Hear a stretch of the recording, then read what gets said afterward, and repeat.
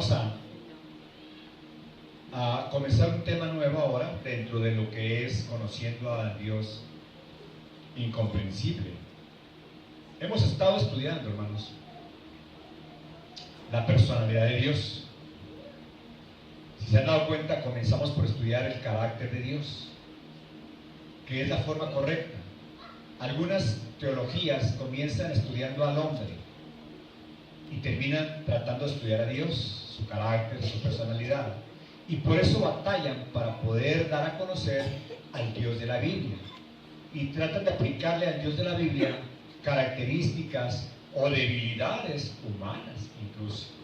Como comienzan por estudiar al hombre, en sus fracasos, sus tristezas, sus limitaciones, también tratan de decir que Dios está limitado en algún área, que Dios no puede evitar algo, que Dios dejó al hombre que lo hiciera, porque comienzan el estudio de una manera inversa.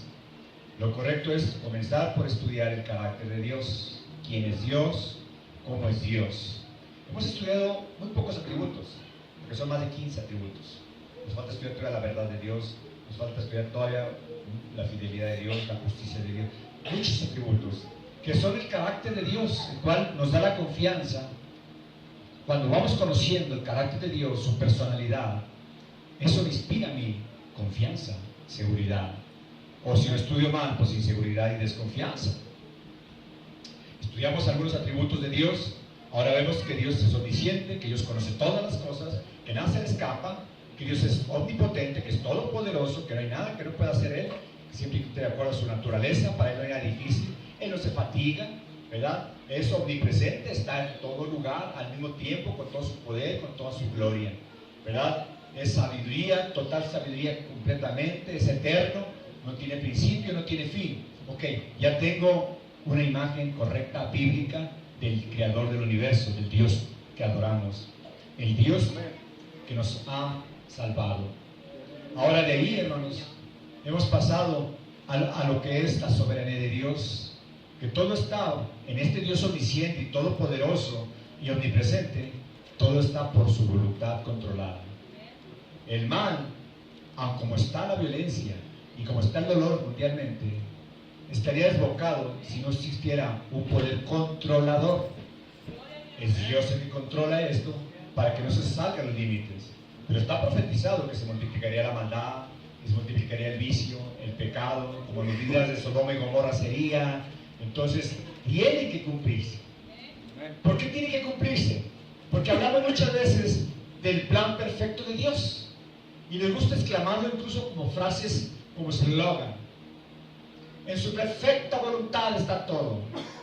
Una cosa es repetirlo y otra cosa es confiadamente creerlo. Todo está en su perfecta voluntad, de tal manera que este Dios omnisciente que conoce todo, este Dios todopoderoso, este Dios soberano que no da ayuda de nadie ni lo hace todo Él, hizo un plan, el plan de las naciones. Y lo que vamos a hablar ahorita, el tema que vamos a hablar es un tema muy quisquilloso para los pastores. El 90% de las iglesias cristianas evangélicas pentecosteses no creen en el tema que vamos a tratar. Nos acusan de doctrina de demonios. Pero vamos a ver quién tiene razón. ¿Por qué, hermanos? Porque nosotros no nos concretamos solamente al evangelismo, a repartir comida o andar en las calles como andamos. Tratamos una iglesia bíblica.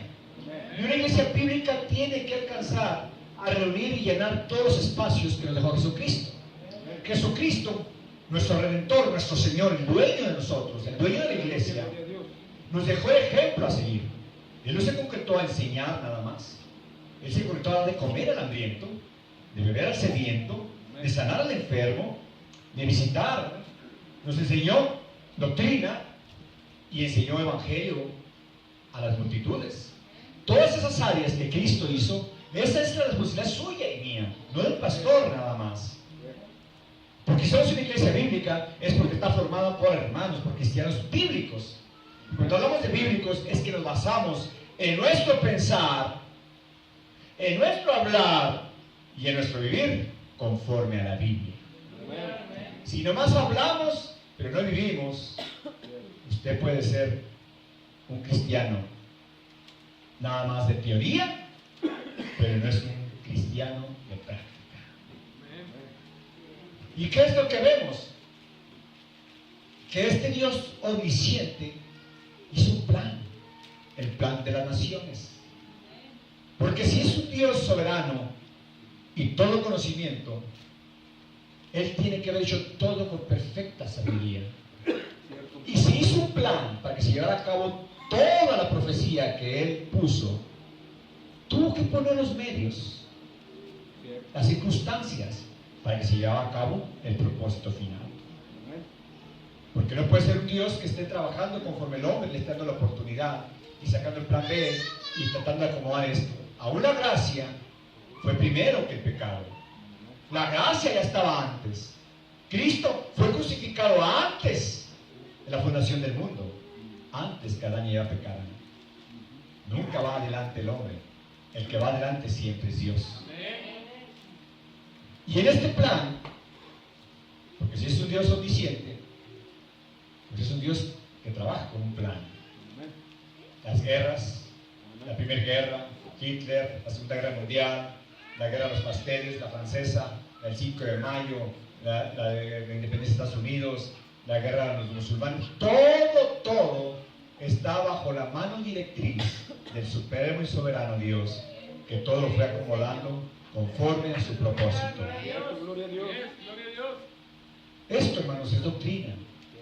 Y el tema que vamos a hablar es alimento sólido, que algunos a lo mejor van a decir, no es posible esto tampoco, porque muchos quieren quitar esta enseñanza de la Biblia.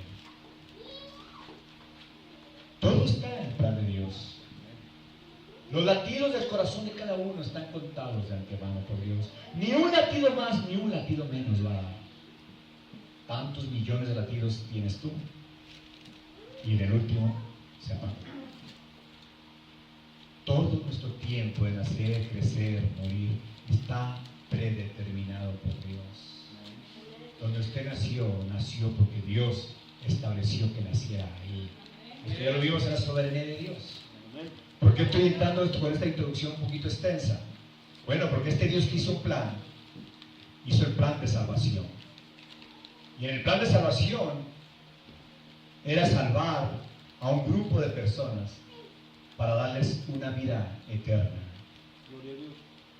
Y si es un plan de salvación, también tuvo que reunir las circunstancias y los medios para llevar a este grupo de millones de personas que somos al cielo, a la vida eterna, a la gloria eterna con Dios.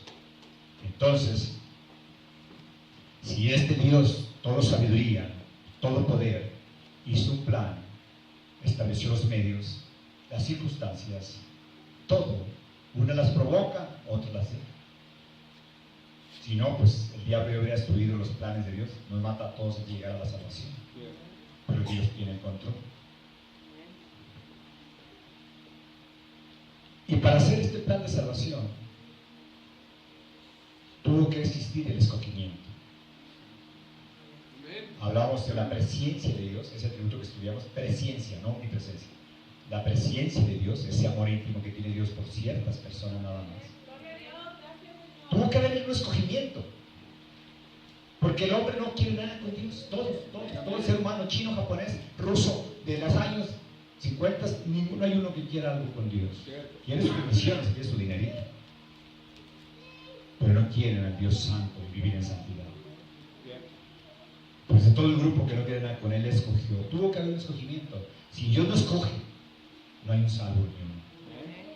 Pero Dios escogió para la gloria de Él, para manifestar su misericordia, para que vieran su amor. Él no está obligado a salvar a nadie. Gócese que usted forme parte de ese grupo. Y vamos a entrar, hermanos, a este tema, que es la predestinación.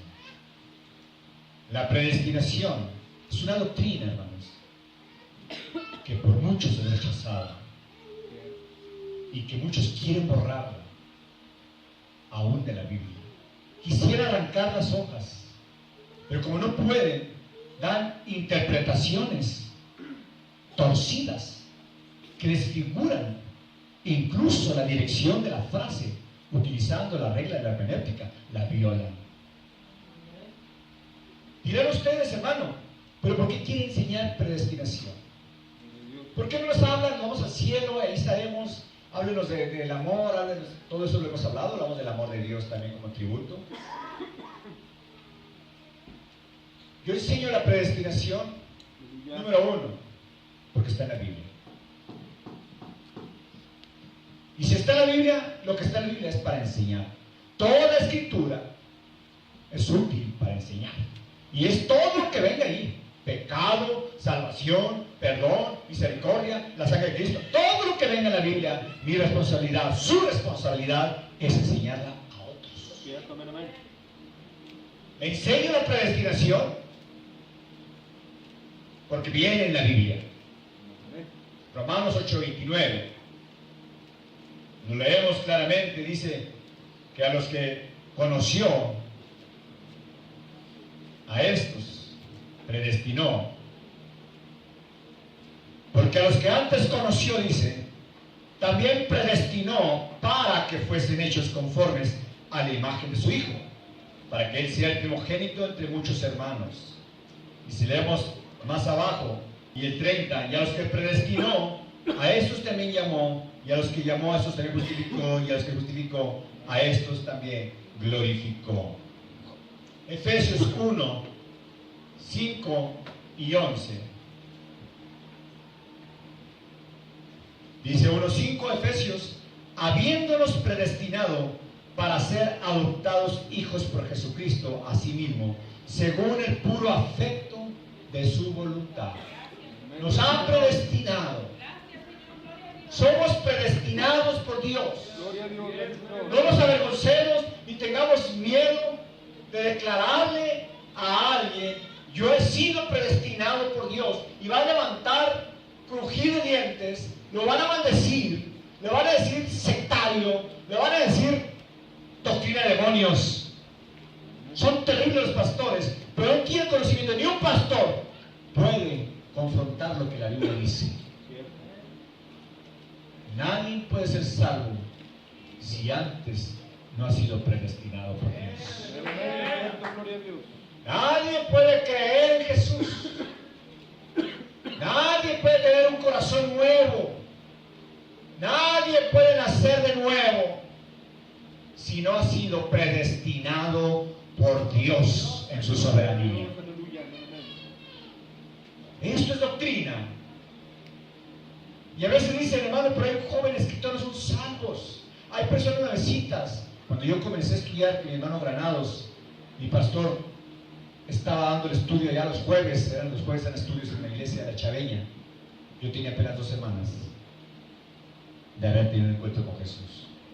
Y entré, y eso fue lo que me alimentó. ¿Por qué? Porque la palabra de Dios es viva y eficaz.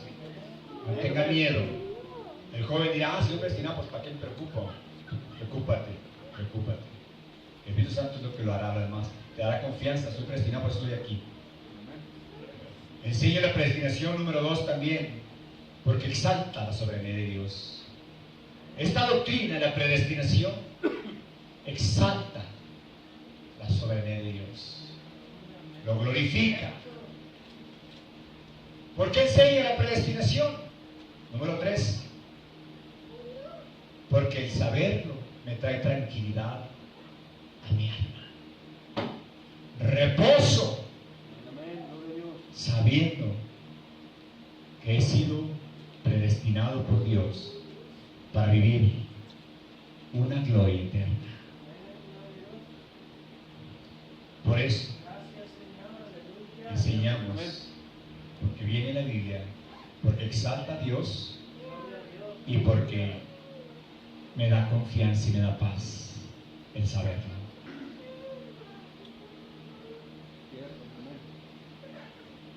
Si hablamos de la predestinación, estamos hablando de una palabra compuesta: predestinación.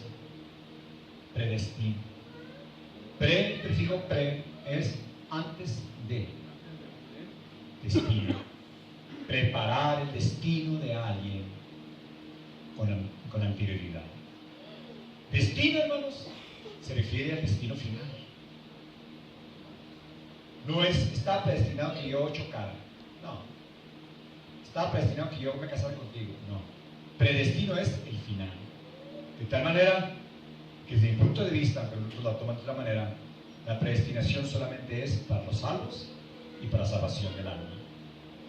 Lo demás, que está en el caminar nuestro hasta que lleguemos al cielo, está preordenado por Dios, en un orden de antemano. Acomodó con quién iba a casar, acomodó el accidente que iba a tener, permitió el virus que entrara a mi cuerpo, una gripa. Fue un ordenamiento, no que ordenó y mandó, no, un preordenamiento, un acomodo como están las sillas, así. Las circunstancias de nuestra vida están así como las sillas. A mí yo creo que acá llegan como 2 sillas para acabar. Otros están a por aquí, les falta traer más sillitas, ¿verdad? Otros muy jovencitos van a brincar hasta allá. Pero está en un orden, hermanos, de saber esto. Es lo que me ha traído paz durante 33 años en cualquier circunstancia, en cualquiera. Mi abuelita decía, si tu problema tiene remedio, ¿para qué te apuras? Y si no tiene, ¿para qué te apuras? Sabiduría del pueblo. Pero es real. Yo le digo, si el problema tiene remedio, Dios lo hará. Y si no tiene remedio humanamente, Dios no lo hará. ¿De qué me apuro? He pasado circunstancias de salud, económicas, familiares, amenazas, divorcio. He pasado por enfermedad, he pasado por tantas calamidades para la humanidad. Pero el saber que hay un Dios que controla todo me hace manejar confiadamente mi vida. Y lo he visto. ¿Por qué, hermanos? Como nos predicaba la hermana Banner y que me gustó esa frase.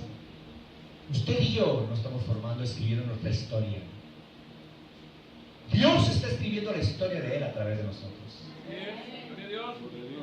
Aprenda a ver y buscar la mano de Dios en cada circunstancia que usted está viviendo o que usted está haciendo.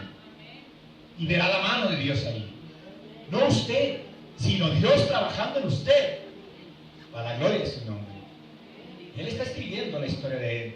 Vemos la historia, no de la humanidad, no vemos la historia de Israel, desde Génesis, no vemos la historia de la iglesia de Cristo, no, vemos la historia del Dios soberano, moviendo a Israel, moviendo a Egipto, moviendo a todo. Esto es lo que hacemos. Qué hermoso ser parte de ese instrumento. Entonces, todas las circunstancias están preordenadas. Y todas las situaciones, consecuencias de malos actos están predeterminadas por Dios, que es otra parte. De antemano determinó Él la ley de la gravedad. Y está determinado que el que se tire, pues no lo va a ir muy bien, porque la ley de la gravedad lo va a estrellar si se tira el 3er piso, el 5.º piso de un edificio. Estableció leyes, predeterminó esas leyes. Y quien viola las leyes, pues tiene consecuencias por violar la ley de Dios, predeterminado por Dios. ¿Qué predeterminó? La paga del pecado es la muerte. Predeterminó. Preordenó las circunstancias. Predestinó a un grupo de personas, les preparó su destino final. Fíjense bien, vamos a ver una definición que yo formé, tratando de hacerlo lo más cortita y más clara. Predestinación es el acto soberano por el cual Dios es el acto soberano por el cual Dios prepara de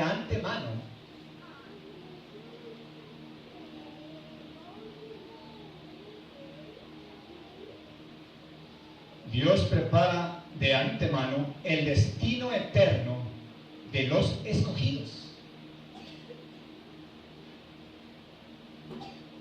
para salvación.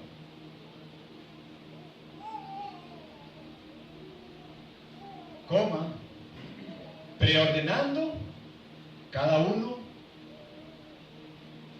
de los medios o circunstancias. Prepara de antemano el destino eterno de los escogidos para salvación, preordenando cada uno de los medios o circunstancias. O sea, todo el plan.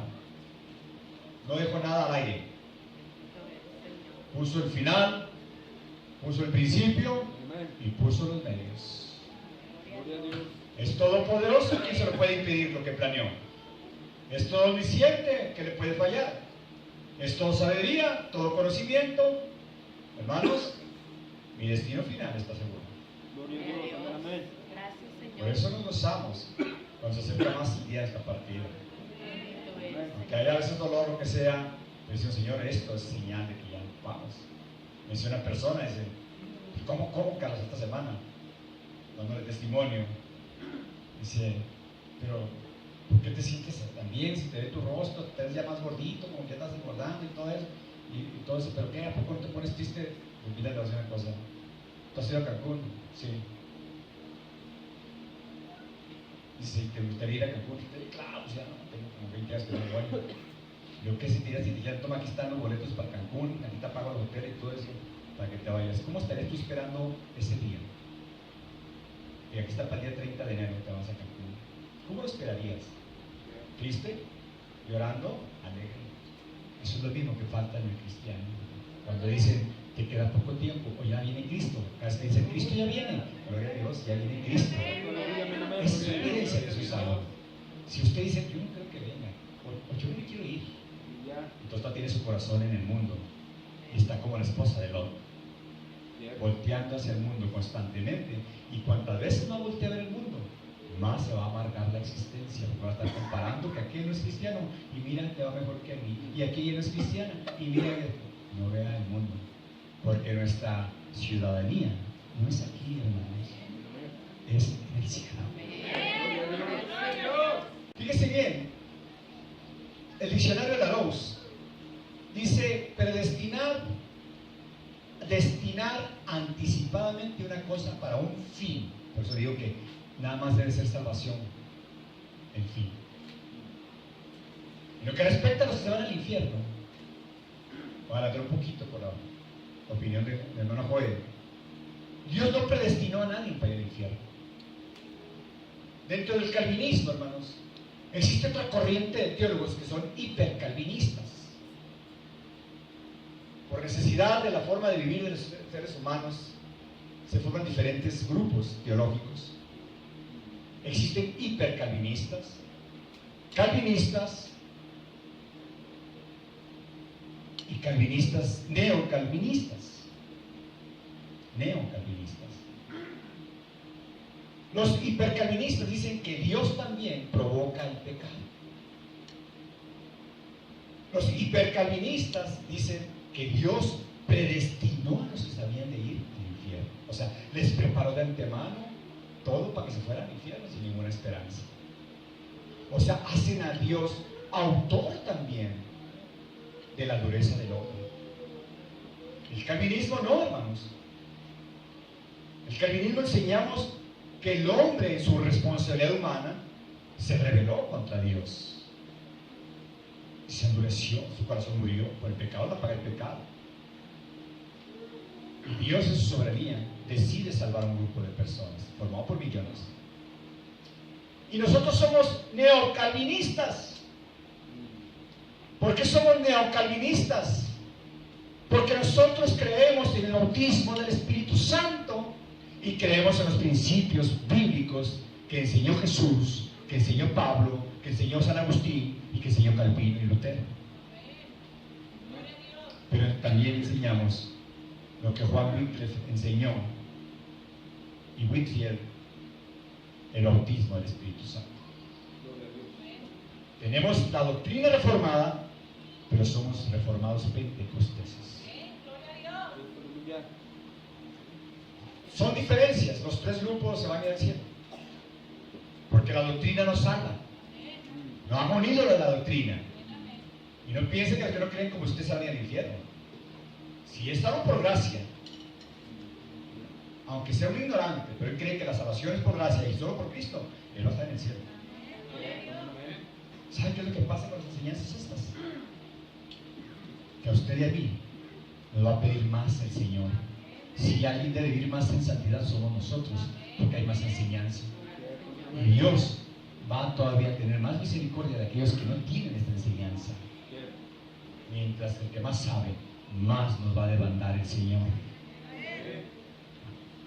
Pero más tranquilos vivimos, porque nosotros vivimos constantemente que ya no son salvos, que andan tristes llorando, que ya no se van al cielo, y luego a la siguiente semana ya están otros perdonados, otra vez para arriba, y viven con incertidumbre y con tristeza. Pues no sé, nosotros no conocemos al Dios soberano, que todo está en sus manos, y Él predestinó mi destino final, lo preparó de antemano. ¿Y qué pasa con los que se van al infierno? Simplemente Dios los dejó. Él no provocó que se fueran. Íbamos toda la multitud. Nada queremos con Dios, no queremos nada queremos contigo, nada. Todos en nuestros pecados, en nuestra rebeldía, todos sin matarnos. Dijo el Señor, no hay justo, ni uno, ni uno. No hay quien busque a Dios. No hay quien, no hay uno solo. Si usted buscó a Dios y yo lo busqué, no es porque usted decidió buscarlo, sino que Dios lo predestinó para que sintiera en su corazón el deseo. Yo creo en Jesús. Los demás simplemente los dejó en su forma de vida. Iban solitos, cayendo al abismo. De toda esa multitud que íbamos caminando como una cascada. Y se imaginó esas cascadas que va uno y pues si no se agarra o algo, pues se lo lleva hasta que caiga hasta abajo.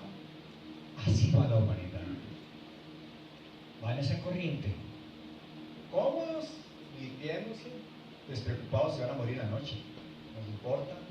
Ahorita era para que hubiera mucha salvación aquí en Juárez, porque sí, es cuando hay más peligro de morir. Ahorita está listo para evangelizar. No dejemos. Ni una bala se mueve, no tenga miedo. Todo está en las manos de Dios. Simplemente Dios, de todo ese grupo, todas esas multitudes de razas diferentes, decidió, como decía ahí en Efesios, por su buena voluntad, nada más, por su soberana, porque Él quiso sacar a unos. Ya era mucho que sacara uno. Lo sacó muchos.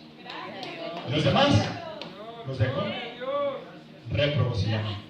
Pero creemos la doctrina reformada en todo lo demás. Entonces, ¿qué es lo que debemos predestinar? Dice la Logos, destinar anticipadamente una cosa para un fin. El diccionario teológico dice destinar y elegir Dios a los que por medio de su gracia han de lograr la gloria. El diccionario teológico dice la palabra predestinar, destinar y elegir Dios a los que por medio de su gracia han de lograr la gloria.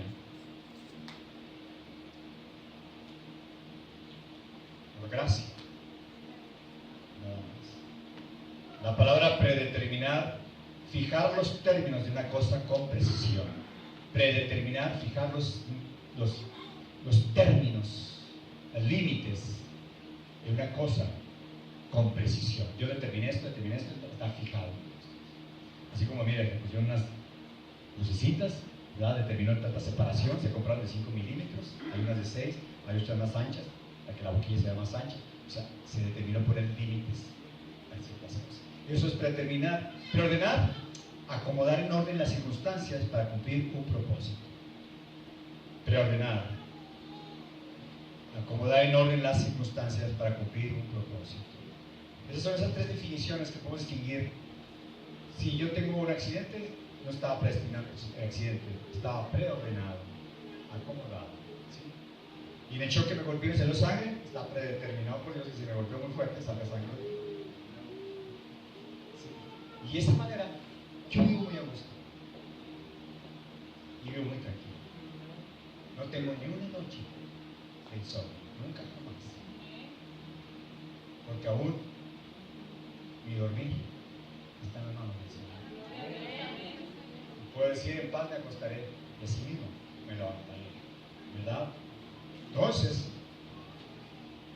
hasta la época de San Agustín, hermanos, la predestinación no constituyó en la historia un asunto importante de discusión. No se discutía. O sea, hasta el año 500 después de Cristo, era un asunto hablar de la predestinación muy común. Nadie hablaba en contra de ello. de tal manera que no había necesidad de contar con la palabra, con los diccionarios, porque era muy común. Todos los cristianos primitivos y los posteriores, hasta el año 500, cuando es cuando comienza el papado, todos hablaban de una manera tan común que los cristianos éramos predestinados. Después, a partir de San Agustín, comienza ya lo que son las controversias teológicas. Y se levanta Pelagio en contra de San Agustín para decir que la predestinación no era bíblica. Se levanta San Agustín y escribe lo que es la ciudad de Dios, Roma, y empieza a escribir la soberanía de Dios, empieza a escribir el escogimiento, empieza a escribir todo ello. 500 años después de Cristo comienza el papado, el cual dice que tiene la autoridad nada más para leer la Biblia y para escudriñarla. Había sacerdotes que no habían leído la Biblia nunca y eran ordenados sacerdotes. Ordenaban al nieto, ordenaban al sobrino de fulano, al conde mengano, etcétera, sin que tuvieran ni llamado ni nada. Por eso se corrompió tanto. Durante 1000 años, en el año 1500, empieza a despertar de la reforma. Y comienza Martín, después de Panús, empieza Savonarola, sigue Calvino, Lutero, y empieza a enseñar la Biblia de una manera teológica sistematizada. Y ahí empiezan las controversias, y en contra de Calvino se levanta Jacobo Arminio, por eso se llama arminianismo y calvinismo, o reformados. No está mal llamarnos calvinistas, pero no es que sigamos las enseñanzas de Calvino, nosotros seguimos las enseñanzas de Cristo. Calvino lo que hizo fue desarrollarlas nada más. No nomás Calvino, Martín Lutero también. Y luteranismo, pues ya no, ya el Lutero que está ahorita, los luteranos que están ahorita ya no están basados en la doctrina bíblica, creen en el arminianismo. Entonces, era muy aceptable algo, hablar de la predestinación. Por eso no había controversia estar demostrando, porque era algo muy aceptable, muy común. Nada más los cristianos éramos predestinados por Dios. Hasta que después surgen las controversias.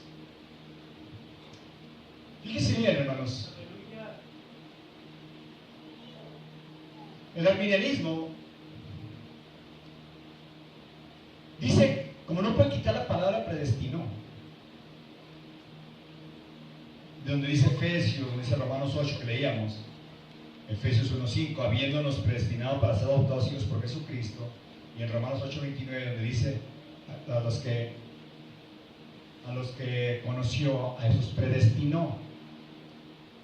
¿Por qué hay que aprender esto? Bueno, porque los arminianos, el 90%, los pastores y los cristianos evangélicos, la Trinidad, la roca de salvación, la que está aquí en la esquina, el 90% no creen en la predestinación.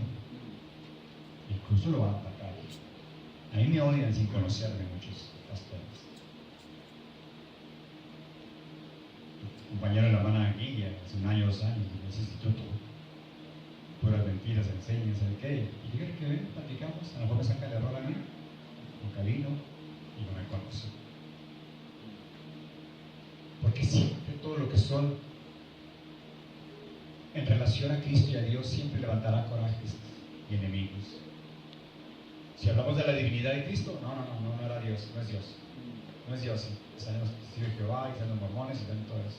Si hablamos de la humanidad de Cristo, o sea, todo lo que se relaciona a Dios, se levanta el enemigo por un grupo de personas. Pero por eso tenemos la Biblia, que aquí está. A los que predestinó. ¿Sí? ¿Qué dice el arminianismo? Sí, predestinó a personas Dios basado en su omnisciencia. Ellos dicen, sí predestinó, porque Dios es omnisciente y vio el futuro y vio quiénes iban a creer, de tal manera que los predestinó para salvación. Dice mi pastor, que se lo copió a Arthur Pink. Arthur Pink dice, voltea la carreta y pone el caballo atrás. El caballo va adelante de la carreta. Pero tuercen de tal manera la interpretación que quieren recordarle que no es posible que Dios, basado en su conocimiento futuro, haya escogido para salvación. Porque entonces el escogimiento de Dios está basado en el hombre. Si el hombre va a aceptarlo, entonces te escoge. Pero dice la palabra del Señor, ahí en Efesios 1:4, 1:5, habiéndonos predestinado para ser adoptados hijos. No porque vio que seríamos hijos. Yo te preparo para, ahí está el propósito, no está realizado todavía, para ser adoptado hijo. Romanos 8:29, pues está todavía más claro todavía, y dice,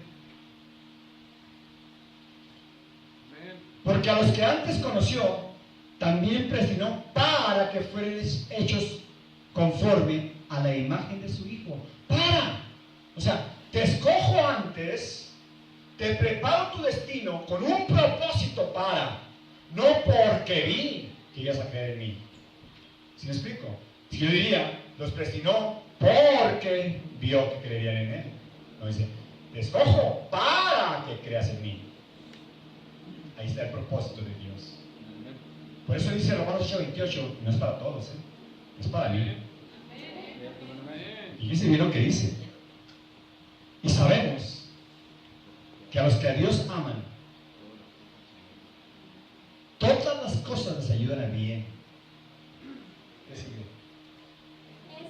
Nomás lo usa hasta ahí, nomás. No, aquí viene la otra parte teológica. Es a saber, a los que conforme al propósito son llamados. No a todos les obra para bien. No a todos.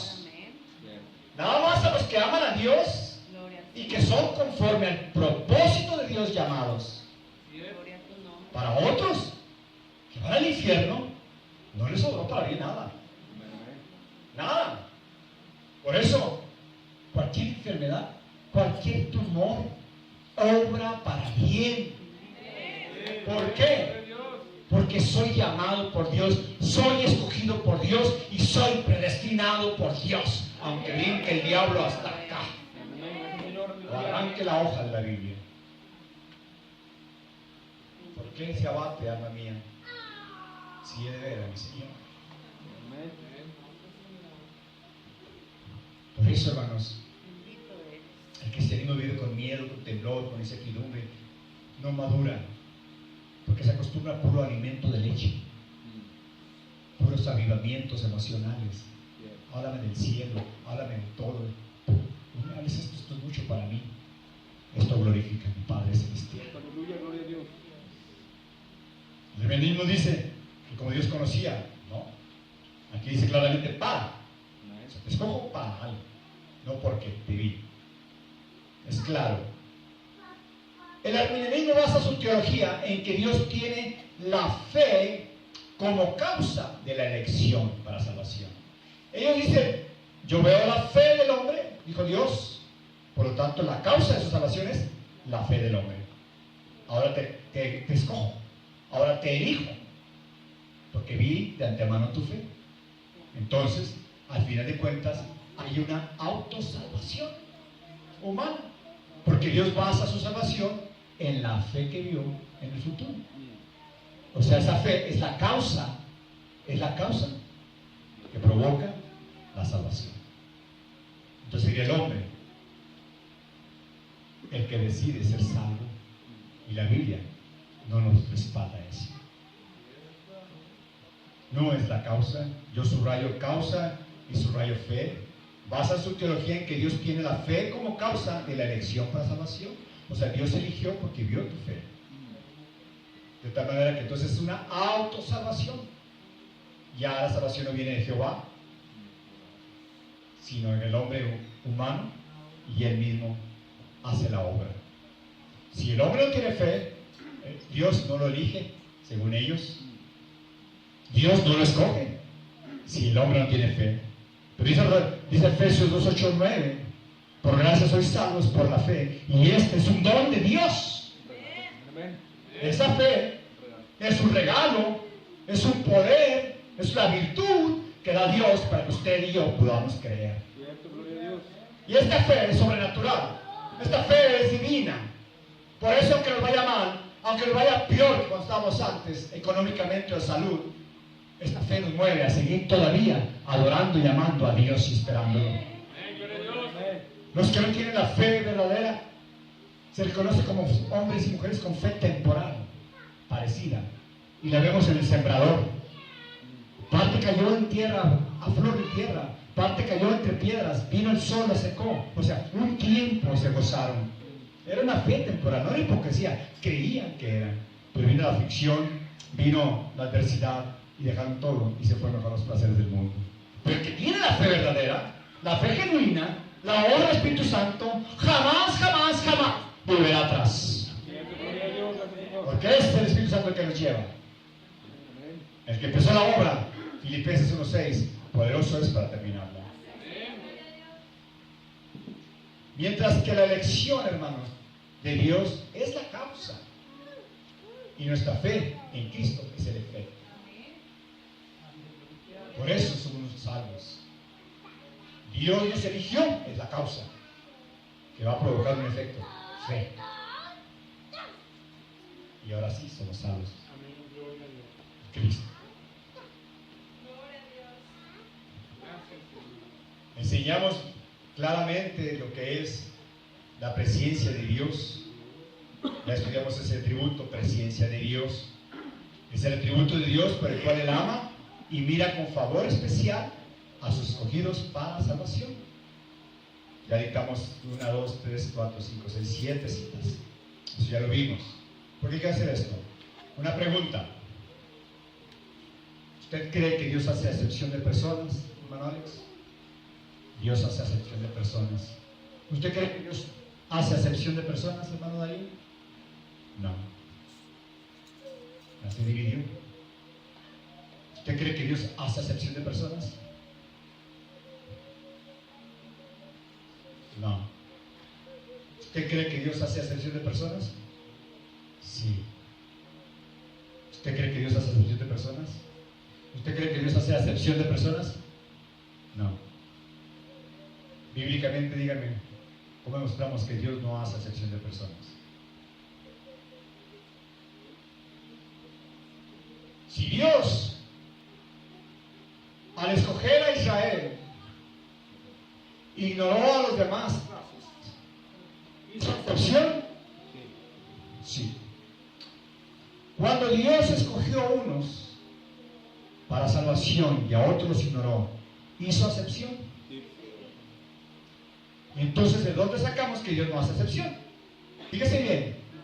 Vamos a ver los textos bíblicos en que se bastan los arminianos, los pastores, y gritan, porque Dios no hace acepción de persona, Él no hace, dice. No. Hechos, capítulo 10, 34. Hechos 10, 34. Dice la palabra del Señor. Entonces Pedro, abriendo su boca, dijo, por verdad hallo que Dios no hace acepción de personas. Y sacan ese texto del contexto para decir, aquí dice que Dios no hace acepción de personas. Pero ese contexto le está hablando en el primer concilio de Jerusalén, que por qué Pedro evangelizó a Cornelio y lo bautizó. Porque los judíos pensaban que nada más para ellos era la salvación, no para los gentiles. Cuando ven que Pedro bautiza a Cornelio y su familia, lo van a traer a Jerusalén. Por eso Pedro no era el Papa, si no, no lo van a citar. Lo mandan los apóstoles, Juan, Jacob, el hermano de Jesús. ¿Qué pasó, Pedro? Les explica, yo estaba hablando así, así, tuve una visión, esto y esto, fui a la casa y pasó esto y de repente hablaron lenguas. Si el Espíritu Santo lo bautizó, pues yo lo bauticé en agua. Entonces sale esta declaración. Entonces Dios no hace distinción de personas, quiere decir, no hace distinción de raza. Ahí no son personas individuales, sino que Dios no hace distinción de raza. ¿Se dieron cuenta? Que también para los gentiles, los que no eran judíos, también venía la salvación. Ese texto lo agarran ellos, le das el contexto y no habla nada de que Dios no escoge. Cuando tenemos muchos textos del escogimiento conocimiento de Dios. Vamos a ver Romanos 2:11. Romanos 2:11. Dice, porque no hay acepción de personas para con Dios. Ahí está otra vez. Pero volvemos a ver el contexto. Dice más, a los que son contenciosos y no obedecen a la verdad, antes obedecen a la injusticia, enojo e ira, tribulación y angustia sobre toda persona humana que obra lo malo, el judío primeramente y también el griego. Mas gloria y honra y paz cualquiera que obra el bien, el judío primeramente, también el griego, porque no hay excepción de personas para con Dios. O sea, quiere decir, Dios no va a, si es contencioso y es pecador los judíos, los va a juzgar igual que a los gentiles. No hace acepción de raza. ¿Sí está claro? Aprendamos de los textos porque son los que usan ellos para decir, no, es que estás hablando de un Dios que hace excepción, ¿no? Gálatas 2:6. Gálatas 2:6. Dice la palabra del Señor. Pero de aquellos que parecían ser algo, cuales hayan sido algún tiempo, no tengo que ver, Dios no acepta apariencia de hombre. A mí ciertamente los que parecen ser algo, nada me dieron. ¿Aquí qué habla? Que Dios no se inclina por la apariencia del hombre. Él no ve, este me va a amar, este me va a servir. Eso está dando todo el contexto. Él no hace excepción, no escoge porque vio algo en el hombre. A eso se refiere el contexto. Vamos a ver Efesios 6:9. Y vosotros, amos, haced a ellos lo mismo, dejando las amenazas, sabiendo que el Señor de ellos y vuestro está en los cielos, y que no hay acepción de personas con él. Usted lee todo y está hablando el apóstol Pablo sobre los deberes y obligaciones tanto del esclavo como del amo, los hijos con los papás no despiertes a ir a tus hijos, o sea, a todo está hablando todo ese capítulo, ¿sí? Y por eso dice, porque Dios no hace excepción, no porque seas tú el amo, te la paso, o eres tú el esclavo, te la voy a pasar. No, tú como esclavo, respeta a tu patrón, y tú como amo, no amenaces ni golpees al otro, porque yo no voy a hacer diferencias entre ustedes, a los dos los voy a castigar, están mal. Lea el contexto y se da cuenta que no es lo que dicen ellos, que Dios no hace excepción de personas, hace excepción de razas o de condición económica. Para Él, nada, que porque eres el amo, eres el siervo, te trato diferente. Colosenses 3:25, es el último. Son todos los que traen la palabra excepción. Dice, mas el que hace injuria recibirá la injuria que hiciere, que no hay excepción de personas. O sea, el que peca, lea el contexto, está hablando, ¿verdad? Los deberes domésticos, el que vive mal, el esposo que hace lo malo, que sea cristiano, que sea pastor, la esposa que no se sujeta, etc. Dios no va a pasar por alto lo que determina. ¿Qué es lo que vemos con esto, hermanos? Que realmente Dios ya hace excepción de personas. Los que creían que no, pues estaban equivocados, porque si no hace excepción de personas, entonces no hay escogimiento. Y si hay escogimiento es porque Dios hizo una excepción de personas.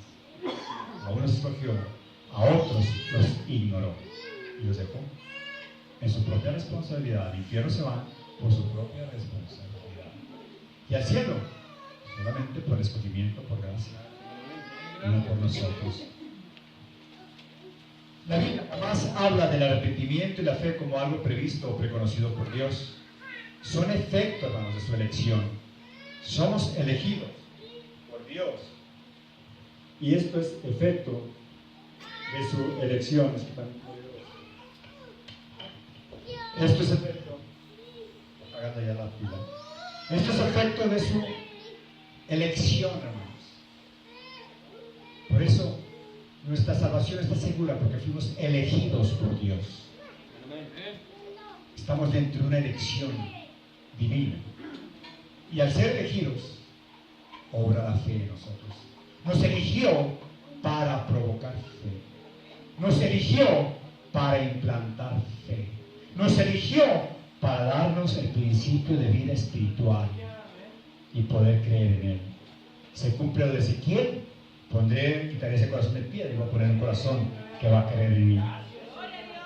Pero primeramente quito el corazón incrédulo y pongo un corazón nuevo en aquellos días, y pondré mi espíritu también. Entonces, ¿qué es lo que vemos con esto? Que el efecto, ¿verdad?, de la elección es soberana y su decreto es inmutable. Romanos 11:5, hermanos. Romanos 11:5 dice la palabra del Señor: así también, aún en este tiempo han quedado reliquias por la elección de gracia. ¿Verdad? Hablando Pablo de que aún en Israel quedaron unas reliquias. Unas reliquias es un grupito que se guardó y creyeron en Jesús. Los primeros convertidos fueron judíos, porque no pensaba que estaban eligieron todos. Sí, un pequeño remanente quedó de reliquias. A eso se refiere ese texto. Sí, aún en Israel, dice, está viendo ese escogimiento. Fíjese bien, no olvide esto. Grábeselo siempre bien, y lo hemos dicho aquí, y lo hemos enseñado y lo hemos aprendido. El Evangelio, ¿para quién es? El Evangelio, porque siguen callados, ¿no saben? ¿No tienen certeza de eso? ¿Se avergüenzan de esta doctrina? Esto es para nosotros, es para la gloria de Dios. El Evangelio es para el inconverso. La doctrina sólida para el que ya está convertido. No le lleve usted al inconverso, al borracho, al drogadicto el tema de la predestinación, pues menos se va a acercar al Señor. Para Él es el Evangelio, las buenas nuevas. Hay esperanza para ti. No sabemos cuáles son predestinados y cuáles no son. Eso solamente Dios lo sabe en su voluntad decretativa. Nada más Él lo sabe en su voluntad secreta. Por eso andamos en las calles, en los albergues, porque yo siempre con la fe que ahí hay uno o dos predestinados. Pero no hunda, no mate a un inconverso con doctrina, que es alimento sólido. Como dice Pablo, al bebé se le da lechita primero, hasta que se va acostumbrando, y ya el conocimiento. Cierra. Levantó la mano, hermana Lili. Un sobrante, un grupo pequeño de mucho, un remanente. Así llama el Señor, manada pequeña, un remanente de todos. Por ejemplo, un remanente de aquí serían 5 personas que están allí. Ahora sí, fíjese bien. Habla de una absoluta predestinación y una predestinación condicional. ¿Qué queremos decir cuando hablan los arminianos de una predestinación condicional? A lo mismo otra vez. La predestinación de alguien para salvación, dicen ellos, está sujeta a la fe del hombre. Está condicionada. Sí enseñan la predestinación para su estilo. ¿Sí? Está condicionada. Para que seas predestinado, está condicionado a la fe del hombre. De tal manera que ya es una obra humana la salvación del hombre. Y nosotros los reformados, evangélicos pentecosteses reformados, creemos que la predestinación es absoluta, sin condición alguna. Todo proviene de Dios. Esto, hermanos, me lleva a vivir con una confianza y una tranquilidad de reposo, porque no está en riesgo mi salvación. Ni las circunstancias, mi Padre las puso de tal manera que no se equivocó. Todo está obrando, todo obra para mí. Verdaderamente. Llore menos y glorifiquemos a Dios. Porque a veces nuestra actitud es como que no obra para bien. Sí, sí llora, se duele, pero queda en el corazón un consuelo que no pueden tener muchos.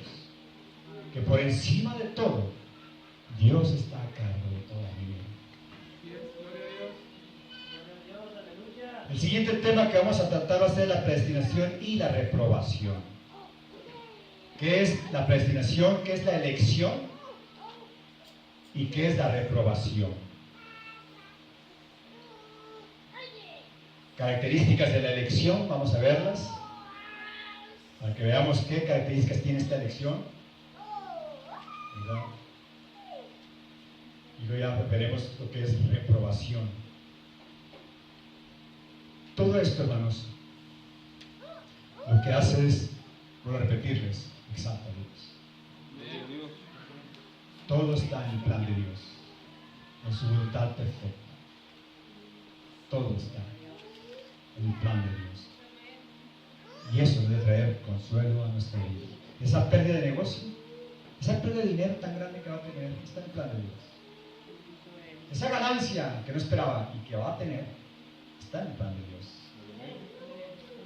Esa pareja, esa esposa, ese esposo, así como le tocó, Dios lo incluyó en su plan.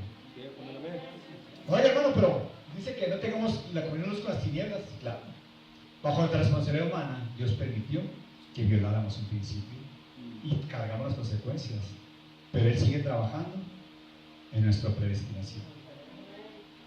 ¿Qué nos pasa a nosotros? Con mucho dolor, con mucho sufrimiento, porque nos casamos con quien no debíamos. Vamos a llegar al destino final, pero cargando divorcios, cargando dolores, traiciones, porque no tomamos a un hijo o una hija de Dios. ¿Pero qué los dos que no eran salvos? Bueno, ahí dice el apóstol Pablo, no se divorcia, si no es que un converso divorcio más. Tal vez, pero si el otro empieza a golpearte y ya te va a dar, divorcio. Entonces, es clara la Biblia. Lo hermoso de esto, hermanos, es que todo está bajo la soberanía de Dios. Todo está escrito. ¿Por qué quiero que ponga atención bien, hermanos? Porque si usted aprende equivocadamente esta definición de la predestinación, va a caer en una doctrina que sí es diabólica, que se llama el fatalismo. Y ellos acusan al calvinismo de enseñar el fatalismo o el determinismo, que viene siendo lo que dicen muchos de los musulmanes, y haciendo a un lado lo que es la responsabilidad humana. Dicen los musulmanes: yo voy a estallar esta bomba, voy a jalar el cordón, y si Alá quiere, escrito está, explote. De tal manera que ellos no toman la responsabilidad, hacen responsable a Alá. Porque Él es que va a terminar si explota o no explota. Yo ahora te cuchillo, yo te lo voy a tirar aquí en la espalda, pero si Alá, escrito está, va a entrar. Si no está escrito, se va a desviar la mano y va a pasar. No, eso es fatalismo, eso es demoníaco. Eso le quita al hombre responsabilidad, ya se vio responsable del pecado, de que fue que lo hizo. Nuestra responsabilidad es hacer lo bueno y no hacer maldades. Pero unas maldades, han puesto bombas y muere uno. Otro, una bombita chiquita y mató 20. Porque el plan de Dios está: ¿quiénes vamos a morir día por día? ¿Y quiénes van a nacer? Él está dando un alma nueva a cada niño, a cada niña, en el día preciso que Él preordenó ese nacimiento. ¿Cuántos hijos va a tener? ¿Cuántos años? Por más que brinquemos, nadie pasa los años y el día que Dios determina. A mí Dios me prolongó la vida y la salud en su voluntad declarativa, pero en su voluntad secreta, decretativa, ese era que me iba a dar más tiempo. Su oración no movió la mano de Dios, pero Dios movió la oración suya para prolongarme mi vida. Es hermoso el Señor.